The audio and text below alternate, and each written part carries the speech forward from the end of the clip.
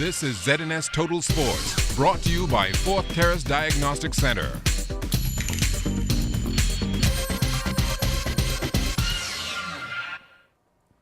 This is your first look at sports. I'm Jonathan Benson. There are only 4 days to go now until the start of the BTC Carifta Track and Field Championships. And for Greg Cash, being the head coach of Team Bahamas has a special meaning. I've been one who's been working in the trenches for years.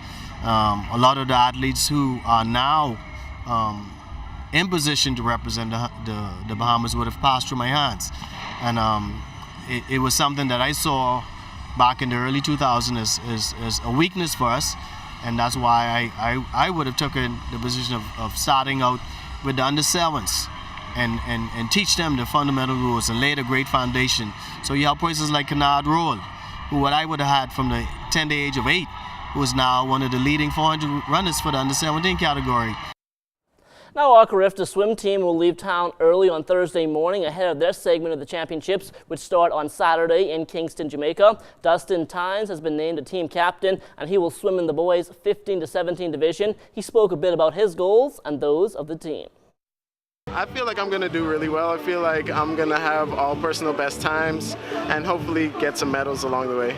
We're expecting a lot of points to be dropped from everyone. We're doing a lot of fine-tuning, working on little details. We're on our taper right now, resting.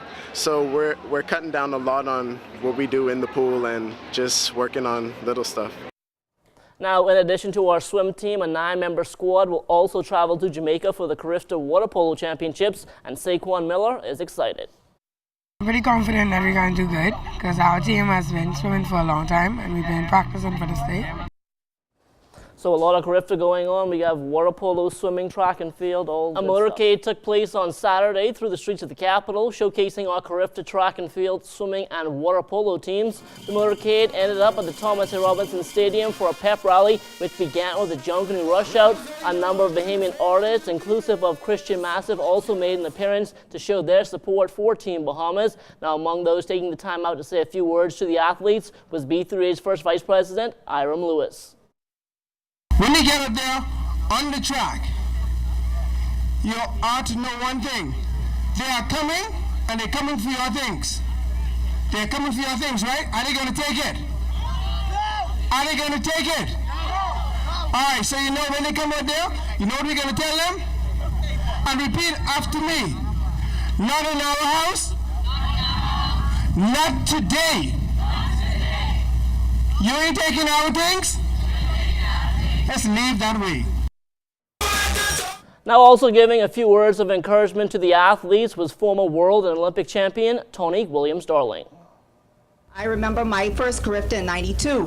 I was so happy. I was like, where am I going? And we went right over there in Cable Beach. That's where they put us up in the hotel. I didn't go anywhere. But for you guys who are here for the first time, enjoy it. It was a fabulous experience for me, and I will go on a limb and say, and I think most people will say this, Carifta is always better in the Bahamas. And speaking on behalf of the athletes was hurdler Padria Seymour. I'm sure that all of the athletes have been taught from their parents that to give value, we have to value ourselves. So we prepare to represent our country and live up to the standards that our country has. Now, after a full schedule on Saturday, there was no rest for the weary as our Carifta teams were in church at Bahamas Faith Ministries bright and early on Sunday morning. During the service, Senior Pastor Dr. Miles Monroe prayed for our athletes as they get ready for competition. We thank you for these athletes who have dedicated themselves not just to take care of their bodies, but to show how well those bodies can function. We pray that as we compete with each other and have friendly relationships and competition in our nations in the Caribbean, that there will be a spirit of unity, a spirit of camaraderie. We pray for these coaches who've dedicated themselves to helping these athletes become their best. Strengthen these coaches and bless their families as they are away from their families for hours to serve these young athletes. We pray for a blessing upon Jamaica and St. Thomas and Kitts and St. Lucia and Guyana and Trinidad and Tobago. We pray for all the nations of the Caribbean, but Lord, please let us win. Well, 2013 is a big year for the National Family Island Regatta as it celebrates its 60th anniversary. A number of pre-regatta events have been planned, and on Saturday night at the Hilton Hotel, the Regatta Committee put on a gala banquet. Among those on hand was Governor General Sir Arthur Foulkes, Minister responsible for regattas, the Honourable V. Alfred Gray, and Minister of Labour Shane Gibson. The Regatta Committee used the banquet to salute those who have contributed to the success of the regatta over the past 6 decades. And according to Commodore Danny Strawn, there is one man in particular who stands head and shoulders above the rest, that being Sir Derwent Knowles. The Bahamas' official sporting history began when Sir Derwent and his crew captured the country's very first Olympic gold medal, bringing immense pride to us all Bahamians. Sailing has been Sir Derwent's passion for his entire life, and today he still stands as a beacon and inspiration for new generations of Bahamians, especially those who find challenge and delight in going down to the sea in ships. Now, in addition to his support for sailing, Strawn says Sir Derwent also needs to be recognized for the work he does in the wider community.